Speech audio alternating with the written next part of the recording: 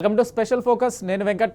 తెలంగాణ ఆవిర్భావం తర్వాత తొలి సీఎం కేసీఆర్ పాలనలో పట్టణాలు మహర్దశను సంతరించుకున్నాయి. 2014 నుంచి 2023 వరకు పట్టణాల అభివృద్ధి కోసం ప్రభుత్వం 1,21,294 కోట్లు ఖర్చు చేసింది. తెలంగాణ రాకముందు దశాబ్దంలో పట్టణ అభివృద్ధికి వెచ్చించిన నిధుల కంటే గడిచిన 9 ఏళ్లలో 5 రెట్లు ఎక్కువగా నిధులు ఖర్చు చేసింది. పట్టణాభివృద్ధి కోసం కేసీఆర్ ప్రభుత్వం ఖర్చు చేసిన 1,21,294 కోట్లలో కేంద్రం వాటా కేవలం 9,934 కోట్లే. కేసీఆర్ పాలనలో తెలంగాణపై కేంద్రం కక్ష కట్టింది గణాంకం చాలేమో. తాజాగా మున్సిపల్ ఎన్నికలు సమీపిస్తున్న వేళ తెలంగాణలోని పట్టణాల దశ దిశను చాటి చెప్పడమే ఈ కార్యక్రమం ముఖ్య ఉద్దేశం. దిశ దశ ఏంటో మా నిజామాబాద్ ప్రతినిధి రవీందర్ అందించే గ్రౌండ్ రిపోర్ట్లో చూద్దాం.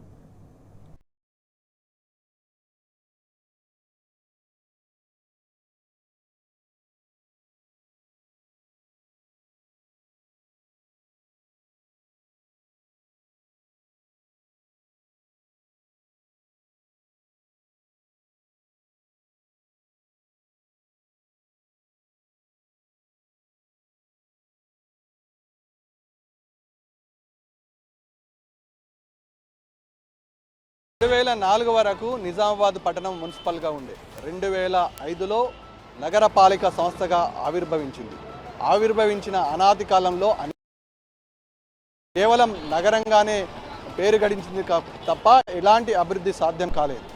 ఈ నేపథ్యంలో దాదాపుగా 4 లక్షలకు చేరువలో ఉన్న జనాభా 3,50,000 ఓటర్లతో ప్రస్తుతం నిజామాబాద్ నగరం కొలువు తీరింది. ఈ నేపథ్యంలో ఇటు నిజామాబాద్ నగరం అనాది కాలంలో ఎవరు అభివృద్ధి చేశారు, అభివృద్ధి ఏ విధంగా సాధ్యమైంది, అభివృద్ధికి అంకురార్పణ ఎక్కడ పడింది, అభివృద్ధి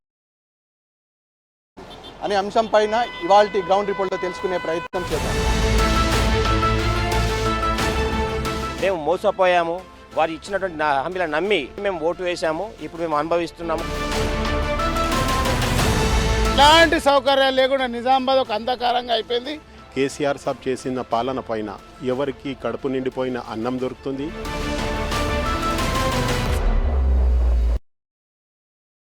పెద్ద పెద్ద మహానుభావులు ఇక్కడ రాజకీయంగా ఏలిన వాళ్ళు ఉన్నారు, కానీ నిజామాబాద్ చేసింది అయితే ఏమీ ఒరిగింది లేదు. మన నిజామాబాద్ నగరం శాంతిగా ఉండాలంటే కారు గుర్తుకే ఓటేసి మళ్ళీ కేసీఆర్ గారికి మద్దతు పలకాలని చెప్పేసి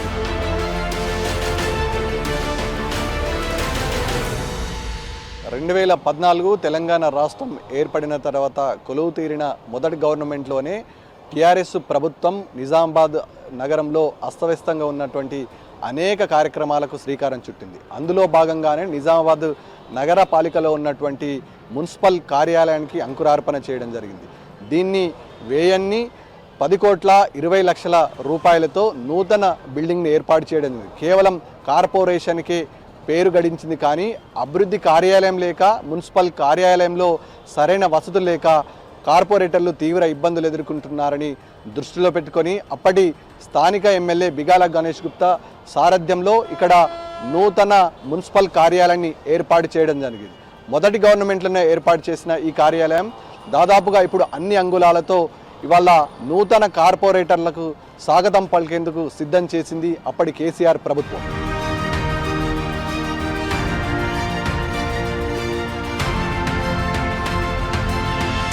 60 ఏళ్ళ చరిత్ర నుండి చేసిన పెద్ద పెద్ద మహానుభావులు ఇక్కడ రాజకీయంగా ఏలిన వాళ్ళు ఉన్నారు, కానీ నిజామాబాద్ చేసింది అయితే ఏమీ ఒరిగింది లేదు. ఎదిగిన వాళ్ళు ఉన్నారు, ఇక్కడ పదవులు గొప్ప గొప్ప పదవులు, పిసిసి పదవులు అనుభవించిన వాళ్ళు ఉన్నారు. బట్ చేసింది ఏమన్నా ఉంటే నిజామాబాద్కి మాత్రం ఎవరు చేయలేదు. ఒక నిజామాబాద్కి కేవలం చేసిరా క్రెడిట్ ఎవరికైనా దక్కుతుంది అంటే కేవలం కేసీఆర్ గారికి, ఆ గణేష్ అన్నకే ఆ క్రెడిట్ దక్కుతుంది. గొప్ప తండ్రి మనసు, కేవలం తన పిల్లల వరకే అని కాదు, ప్రతి ఒక్క బిడ్డను సబ్బండ వర్ణాలకి ఎలా చూడాలనే గొప్ప మనసత్వం చేసుకున్న వాళ్ళు మన కేసీఆర్కే చెందుతుంది. నిజామాబాద్ వరకు వస్తే గొప్పగా ఎన్నో నిధులు ఇచ్చి మా నిజామాబాద్ డెవలప్ కావడానికి పెద్ద గొప్ప మనసున్న నాయకుడు మా కేసీఆర్ గారు. ప్రస్తుతం నిజామాబాద్ నగరానికి ఐకాన్గా నిలిచింది ఐటీ హబ్. 2017లో ఆనాటి ముఖ్యమంత్రి, అప్పటి ఐటీ మంత్రి మదిలో మెదిలిన ఆలోచనని కార్యరూపం దాల్చి ఐటీ హబ్ను జిల్లాలకు విస్తరించడం జరిగింది. ఈ నేపథ్యంలో నిజామాబాద్ నగరానికి ప్రస్తుతం ఐటీ హబ్ మణిహారంగా మారింది. అప్పటి ఆలోచననే ధ్యేయంగా పనిచేసినటువంటి ఐటీ హబ్ దాదాపుగా ఇప్పుడు ఇక్కడ దేశ విదేశాలను సైతం నిజామాబాద్ నగరాన్ని ఒక ఐకాన్గా నిలబెట్టడానికి తోడ్పాటునంచింది.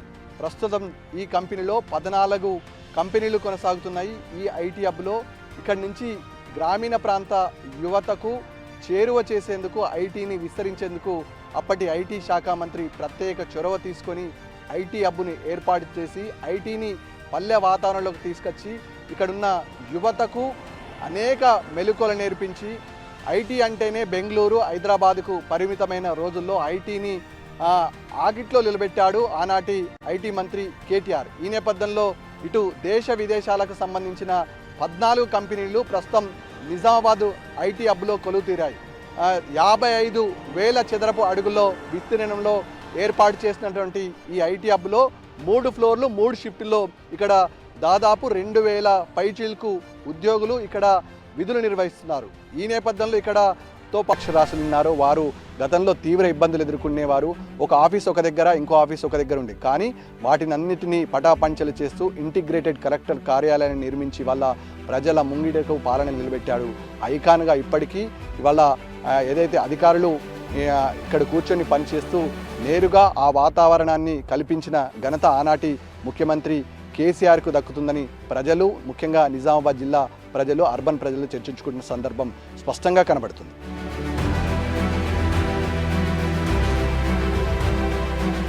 రోడ్లను కానీ ఎటువైపులో చూసినా కానీ గ్రీన్గా ఇప్పుడు పచ్చదనంతో పెట్టడం కానీ, కలెక్టరేట్లు అంటే ప్రజలు ఎక్కడెక్కడ నుండి వస్తారు, వాళ్ళు ఒకే చోట ఉండాలా, అన్ని ఆఫీసులన్నీ గొప్పగా ఆలోచించిన నాయకుడు, ఒక నిజంగా తండ్రి అంటే తండ్రి మనసులాగా, ఎవరికి ఇబ్బంది కావద్దు, ఒక పాలనలో నా బిడ్డలందరూ చల్లగా ఉండాలని ఎవరైతే ఆలోచిస్తారో, సబండ వర్ణాలు ఒక క్యాస్ట్ అని కాదు, మా నిజామాబాద్ వరకు వచ్చి చూసే వరకంటే ఇక్కడైతే మీరు చూస్తున్నారు, ఇది కూతవేట్లో దూరంలోనే కలెక్టరేటు, పక్కకు న్యాక్ బిల్డింగ్, ఆ తర్వాత చూస్తే మేము చూస్తుంటాం కదా, అబ్జర్వ్ చేస్తుంటాం ఒక రోడ్లు, ఐటీ హబ్బు, ఇవన్నీ చూస్తుంటే చాలా నిజంగా గొప్పగా అనిపిస్తుంది. ఒక నిజామాబాద్లో మేము పుట్టినందుకు గర్వంగా ఉంది మాకు. మా నిజామాబాద్ ఇంతగా డెవలప్ కావడానికి కేవలం చెప్పాల్సిందల్లా మా కేసీఆర్ సార్, మా గణేష్ అన్నకే చెందుతుందని నేను మరీ బల్లగుద్ది చెప్పగలుగుతాను. తెలంగాణ వచ్చేటప్పటి నుంచి నీళ్ళ సమస్య వెళ్ళిపోయింది.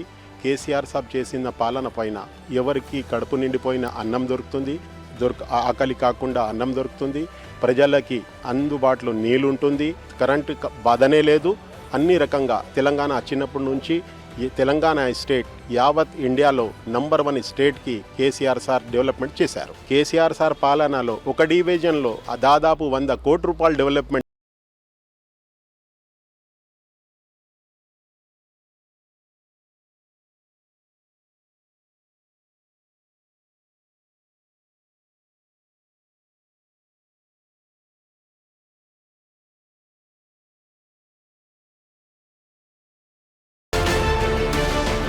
పల్లెలు దేశానికి పట్టుగొమ్మలు అయితే పట్టణాలు దేశానికి ఆర్థిక ఇంజన్లు. తెలంగాణ రాష్ట్రానికి 70% ఆదాయం పట్టణాల నుంచే సమకూరుతుంది. దీన్ని గుర్తించింది కాబట్టే కేసీఆర్ సర్కార్ పట్టణాల అభివృద్ధిపై ప్రత్యేక దృష్టి సారించింది. మౌలిక వసతుల కోసం అప్పు తీసుకొచ్చి మరీ పెట్టుబడులు పెట్టింది. మున్సిపల్ బాండ్ల రూపంలో నిధులు సేకరించింది. అందుకే 10 ఏళ్లలో రాష్ట్రంలోని అన్ని పట్టణాల రూపురేఖలు మారిపోయాయి. కేంద్ర ప్రభుత్వం కూడా తెలంగాణ పట్టణాలకు అవార్డులు ఇవ్వక తప్పని పరిస్థితిని కల్పించింది కేసీఆర్ సర్కార్.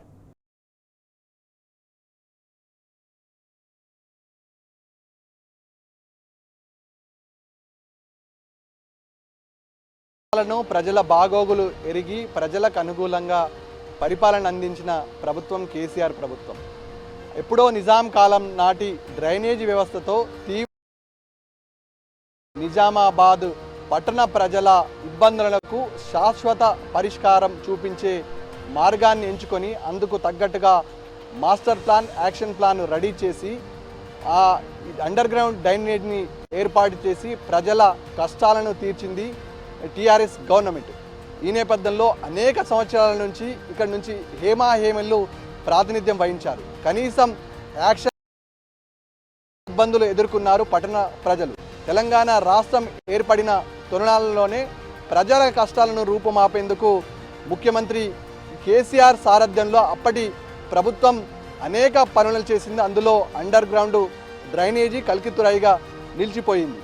ఈ దాదాపుగా 50 సంవత్సరాలకు సరిపడా పట్టణ జనాభా పెరిగినా కానీ ఎలాంటి ఇబ్బందులు పడకుండా ప్రస్తుతం 5 లక్షలకు చేరువలో ఉన్న దృష్టిలో పెట్టుకోవడంతో పాటు మరో 10 లక్షల జనాభా పెరిగేంత వరకు దాదాపు 50 సంవత్సరాలు దాటిన అండర్ గ్రౌండ్ డ్రైనేజ్ పనిచేసే విధంగా దానికి సంబంధించిన ఎస్టీపీలు నిర్మించి అనేక మార్గాల నుంచి వాటరు సర్ప్లస్ కావడానికి శుద్ధి చేసిన నీళ్లను పరిశ్రమలకు వాడుకోవడానికి ఒక ఉపయోగకరమైన వాతావరణాన్ని తీసుకొచ్చి ముఖ్యంగా దుర్వాసనను వెదజల్లే డ్రైనేజీలు ఇవాళ నిజామాబాద్ జిల్లాలో ఎక్కడ కనబడవంటే కేవలం కేసీఆర్ విజనే స్పష్టంగా కనబడుతుంది. ఎక్కడ చూసినా ఏ గలీలో చూసినా అదే విషయాన్ని ప్రస్తుతం నగర ప్రజలు చర్చించుకుంటున్న సందర్భం స్పష్టంగా కనబడుతుంది. అత్యంత తక్కువ సమయంలోనే ఏర్పాటు చేసినటువంటి ఈ యూజీడీ పనులు ఇవాళ కేసీఆర్ సారథ్యంలో పురోగతి సాధించాయని చెప్పడంలో అతిశయోక్తి లేదు.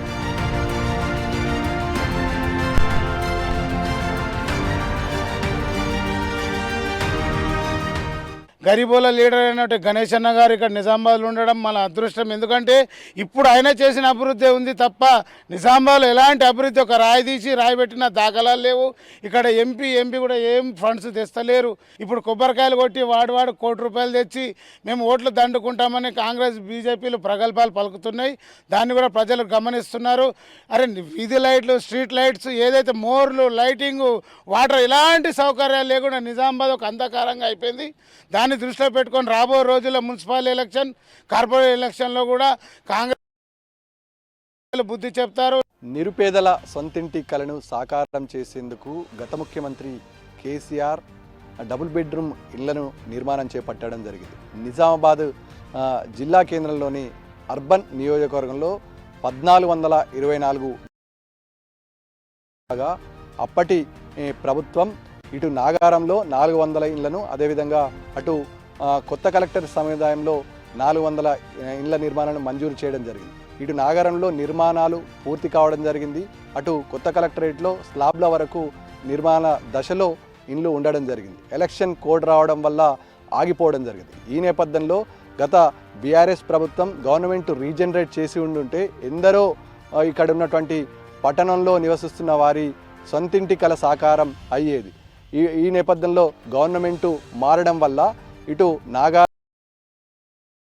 కొత్త కలెక్టరేటు డబుల్ బెడ్రూమ్ ఇళ్లను ఇవాళ నిర్మాణ దశలోనే ఇక్కడ ఉన్నటువంటి రేవంత్ రెడ్డి సర్కారు, ఇక్కడ ఉన్నటువంటి urban MLA Nizamabad urban MLA Dhanpal సూర్యనారాయణతో పాటు ఎంపీ కక్ష కట్టి ఇవాళ పేదల సొంతింటి కలను సాకారం చేసే విధంగా ప్రయత్నించకపోగా ఇవాళ ఎందరో మందికి వాళ్ళ నిరుపేదలకు జీవితాలతో చిలగాటమాడినట్టుగా స్పష్టంగా కనబడుతుంది. నాగారంలో ఉన్నటువంటి 400 డబుల్ బెడ్రూమ్ ఇండ్లు అలకేట్ చేయడం జరిగింది. అలకేట్ చేసి పేదలకు సొంతింటి కలను సాకారం చేసి వాళ్ళను కలెక్టర్ ఆధ్వర్యంలో డ్రా పద్ధతిలో ఇండ్లను మంజూరు చేసి ఇండ్లను అప్పజెప్పే పని ఉన్న సమయంలోనే ఎన్నికల సమయం సమీపించడం వల్ల కోడ్ రావడం వల్ల ఆ పనిని బీఆర్ఎస్ ప్రభుత్వం చేయలేకపోయింది. అధికార మార్పిడి జరిగింది కాబట్టి ఆ పని రేవంత్ రెడ్డి సర్కారు చేయాల్సిన అవసరం ఉంటుంది. అందుకు ప్రోత్సాహం ఇటు అర్బన్ ఎమ్మెల్యే సూర్యనారాయణ గుప్తాతో పాటు ఇక్కడ ఉన్నటువంటి ఎంపీ అరవింద్ కూడా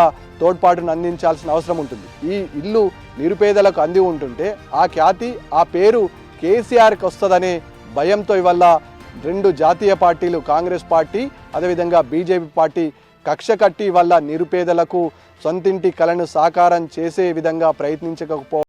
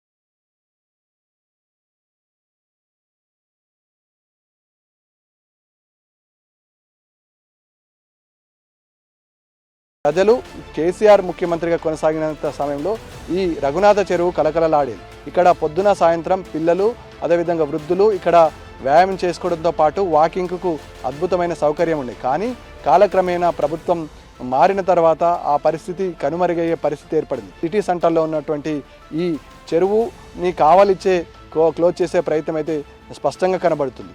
ఇది నిజామాబాద్ జిల్లాలో ఉన్నటువంటి ప్రజలతో పాటు నగరవాసులు గమనిస్తున్నారు. మాటలు కాదు, చేతులతో చేసినటువంటి ఏకైక వ్యక్తి మీ గణేష్ గుప్తా. అలాగే మన కేసీఆర్ గారు నిజామాబాద్ ఎంతో డెవలప్ చేశారు.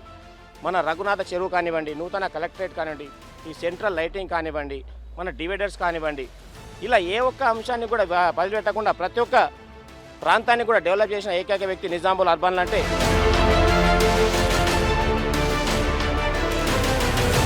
మార్గ నిర్దేశనంలో వచ్చిన నూతన పురపాలక చట్టం వల్ల పట్టణాల రూపురేఖలు మారిపోయాయి. తెలంగాణ రాష్ట్రంలో పట్టణాలు దేశంలోనే అభివృద్ధికి మోడల్ అయ్యాయి. అప్పట్లో జాతీయ స్థాయిలో అవార్డులు సాధించాయి. స్వచ్ఛ సర్వేక్షణ్ అర్బన్లో అత్యధిక సంఖ్యలో తెలంగాణ పట్టణాలు 16 అవార్డులు దక్కించుకోవడం విశేషమైతే 2 ఏళ్ల కాంగ్రెస్ పాలనలో ఒక్కటంటే ఒక్క అవార్డు కానీ రివార్డు రాకపోవడం తెలంగాణ పట్టణాలు చేసుకున్న దురదృష్టం.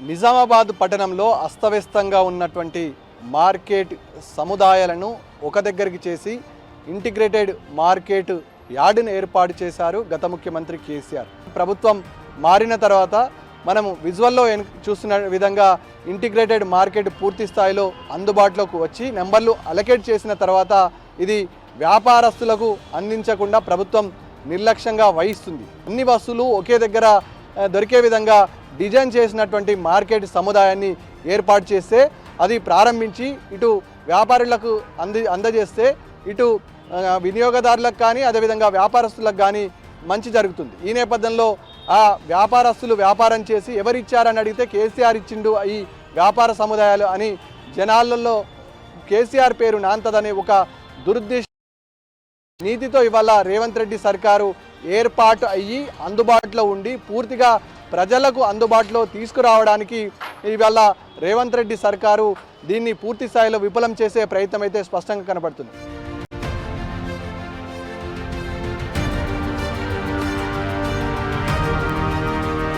ఓన్లీ మేము అభివృద్ధి గురించే మాట్లాడతాం. కాకపోతే కుల మతాల మధ్యలో చిచ్చులు పెట్టడం, మతాల మధ్యలో చిచ్చులు పెట్టడం, ఎలక్షన్ రాగానే ఊర్ల పేర్లు మార్చాలని, లేకపోతే ఖాళీల పేర్లు మార్చాలని, గోడల మీద రాతలు రాయడం.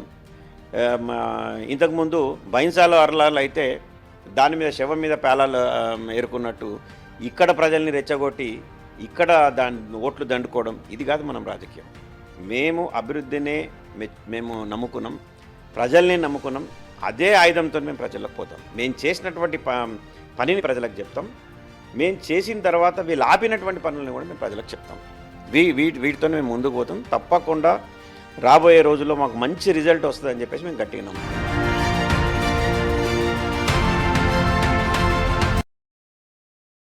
నిజామాబాద్ నగర ప్రజలకు అత్యంత ఇబ్బందికరంగా మారినటువంటి రైల్వే ఓవర్ బ్రిడ్జ్లు 3. ఒకటి NH-44 కానుకొరినటువంటి డిచ్పల్లి సమీపం నుంచి మాధవ్ నగర్ వెళ్ళే రూట్లో ఒకటైతే, ఒకటి అరసపల్లి, రెండోది ఆర్మూర్ రూట్ వెళ్ళేటువంటి అడవి మామిడిపల్లి దగ్గర ఏర్పాటు చేసినటువంటి ఈ బ్రిడ్జిలు. ఇవి కేంద్ర ప్రభుత్వం ద్వారా ఏర్పాటు చేయవలసిన బ్రిడ్జిలు. మొదటగా దీనికి సంబంధించిన DPR గతంలో మొదటి సంవత్సరంలోనే సమయంలో 2014లో దీనికి అంకురార్పణ చేయడం జరిగింది. కానీ సంకుచిత మనస్తత్వం గల బీజేపీ నాయకులు దాన్ని అడ్డుకునే ప్రయత్నం చేసి ప్రభుత్వం మారిన తర్వాత దాన్ని పూర్తిగా బీజేపీ తన ఆధీనంలోకి తీసుకొచ్చే ప్రయత్నం చేసింది. ఇక మాధవ్ నగర్ రైల్వే బ్రిడ్జి విషయానికి వస్తే నరకానికి గ్రౌండ్ డ్రైనేజీ వ్యవస్థను అడ్డుకున్నటువంటి బీజేపీ నాయకులు ఇవాళ నత్తనడకన సాగించే ప్రయత్నం జరుగుతుంది. దాదాపుగా 2018లో MP అరవింద్ అయిన తర్వాత త్వరితగతిన పనులు పూర్తవుతాయని నిజామాబాద్ నగర ప్రజలు అనుకున్నారు. కానీ అలా జరగలేదు. ఈ నేపథ్యంలో ఇది నత్తనడకన సాగడం వల్ల దాదాపుగా మళ్ళీ ఎంపీగా గెలిచాడు అరవింద్. ఈ నేపథ్యంలో ఈసారన్న పనులు పూర్తి స్థాయిలో నిజామాబాద్ జిల్లా ప్రజలకు అందుబాటులోకి వస్తారని అందరూ అనుకున్నారు. కానీ అలా జరగలేదు. పూర్తిగా వ్యయం పెరిగింది కానీ పనులు మాత్రం నత్తనడకన సాగుతున్నాడు. అటు అరసపల్లి అదేవిధంగా అడవి మామిడిపల్లి వెళ్లాల్సిన రూట్లో కూడా తీవ్ర ఇబ్బందులు ఎదుర్కొన్నారు. కేంద్రంలో నుంచి ప్రాతినిధ్యం వహిస్తున్నటువంటి కేంద్ర మంత్రులు కానీ, ఎంపీగా ప్రాతినిధ్యం వహిస్తున్నటువంటి అరవింద్ కానీ, స్థానికంగా ఉన్న ఎమ్మెల్యే కానీ ఏ ఒక్క రోజు కూడా దీనిపైన సమీక్ష నిర్వహించి కానీ పనులు పూర్తి చేస్తామని కానీ ఈ పూర్తి స్థాయిలో ప్రజలకు అందుబాటులో తీసుకొస్తామని ఇప్పటివరకు చెప్పకపోవడం గమనార్హం. ఎలక్షన్లు వస్తున్నాయని తెలిసి ఇప్పుడు నెమ్మదిగా పనులు స్టార్ట్ చేశారు. కేవలం ఎలక్షన్ల స్టంట్ కోసమే ఈ బ్రిడ్జిని నిజామాబాద్ నగర ప్రజల ఓట్ల కోసం మాత్రమే బ్రిడ్జి పనులు కొనసాగుతాయి. ఇప్పుడు మున్సిపల్ ఎన్నికలు ఉన్నాయి కాబట్టి మళ్ళీ పనులు స్టార్ట్ అవుతాయి. మున్సిపల్ ఎన్నికల తర్వాత పూర్తి స్థాయిలో పనులు నిలిచిపోతాయి. మేము మోసపోయాము, వారు ఇచ్చినటువంటి హామీలను నమ్మి మేము ఓటు వేశాము, ఇప్పుడు మేము అనుభవిస్తున్నాము. కాబట్టి ఖచ్చితంగా ఈ రాబోయే కాలంలో మున్సిపాలిటీ ఎలక్షన్లలో ఖచ్చితంగా బీఆర్ఎస్ పార్టీని గెలిపించి మన నిజామాబాద్ మున్సిపాలిటీలో బీఆర్ఎస్ జెండా ఎగరవేస్తామని చెప్పి ఖచ్చితంగా చెప్తా ఉంటే మాకెంతో సంతోషాన్ని ఇస్తుంది. ప్రాంతం నుంచి ఉద్దండులు అదేవిధంగా రాజకీయ మేధావులు అని చెప్పుకునే వాళ్ళు ప్రాతినిధ్యం వహిస్తున్నారు. గడిచిన 3 సంవత్సరాలు నిజామాబాద్ నగరానికి తట్టెడు మట్టితో పాటు ₹1 నిధులు లేరని స్పష్టంగా కనబడుతుంది. ఈ నేపథ్యంలో రేపటి ఎన్నికల్లో మీరు ఏ విధంగా ముందుకు పోతున్నారో, చివరిగా నిజామాబాద్ నగర ప్రజలకు మీరు ఏమని చెప్పబోతున్నారు? నిజామాబాద్ నగర ప్రజలకు నేను ఒకటే చెప్తున్నా, సరే గతంలో ఏ నిర్ణయం జరిగింది, ఓటమిలు గెలిపి ఇవన్నీ సహజం. కానీ రాబోయే మున్సిపల్ ఎన్నికల్లో ఎవరెవరు పనిచేశారు అంటే ప్రజల మాట నేను ఒకటి చెప్తున్నా. మనకు స్వతంత్రం వచ్చి నుంచి అంటే మన దేశానికి స్వతంత్రం వచ్చి నుంచి ఇప్పటిదాకా మా హయంలో జరిగినటువంటి అంటే కేసీఆర్ గారు ముఖ్యమంత్రిగా ఉన్నటువంటి హయంలో జరిగినటువంటి పనులు ఎవరి హయంలో జరగలేదు అనేది నిజామాబాద్ నగర ప్రజల మాట. దయచేసి అవి గుర్తుంచుకొని మాకు అభివృద్ధి తప్ప ఇంకో ముచ్చట లేదు. కాబట్టి మీరు ఎవరైతే అభివృద్ధి చేసిర్రో, ఎవరైతే లా అండ్ ఆర్డర్ మెయింటైన్ చేసినారో, 10 సంవత్సరాలు మేము ఎక్కడో ఒక చిన్న ఇన్సిడెంట్ కానియలేదు. కానీ 2 సంవత్సరాల్లో ఒక కానిస్టేబుల్ని రోడ్డు మీద దారుణంగా చంపితే దిక్కుమొక్కు లేనటువంటి పరిస్థితి.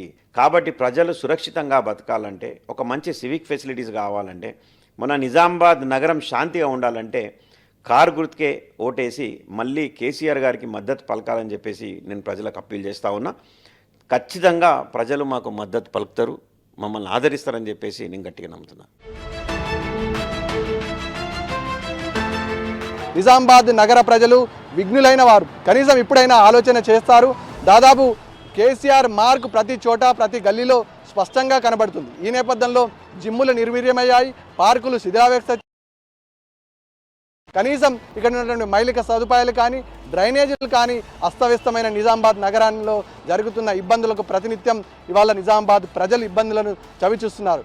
కేసీఆర్ ముఖ్యమంత్రిగా కొనసాగినంత కాలం, బీఆర్ఎస్ పార్టీ అధికారంలో ఉన్నంతకాలం ఏ రోజు కూడా ఇలాంటి ఇబ్బందులు చవి చూడలేదని, ఇబ్బందులు ఎదుర్కోలేదని స్వయాన పట్టణ ప్రజలు అంటున్నారు. కేసీఆర్ వల్ల సాధించింది, కేసీఆర్ హయాంలోనే నిజామాబాద్ సంపూర్ణంగా అభివృద్ధి చెందిందని, మళ్ళీ కేసీఆర్ రావాలని రానున్న ఈ మున్సిపల్ ఎన్నికల్లో పూర్తి స్థాయిలో బీఆర్ఎస్ పార్టీ బలపరిచిన అభ్యర్థులకే ఓటు వేస్తే తప్ప నిజామాబాద్ నగరం అభివృద్ధి సాధించదని దృఢ నిశ్చయంతో ఇక్కడ ఉన్నటువంటి నిజామాబాద్ పట్టణ ప్రజలు కంకణబద్దులై ఉన్నారు. కేసీఆర్ మార్కు స్పష్టంగా కనబడుతుంది.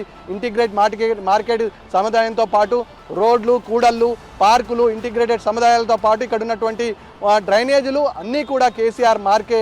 ఇవి శిథిలా వ్యవస్థకు చేరుకోవడానికి ప్రయత్నం చేసిన కేసీఆర్ ఇవాళ నిజామాబాద్ ప్రజల గుండెల్లో ఉన్నాడు, నిజామాబాద్ పట్టణ ప్రజల్లో ఉన్నాడు.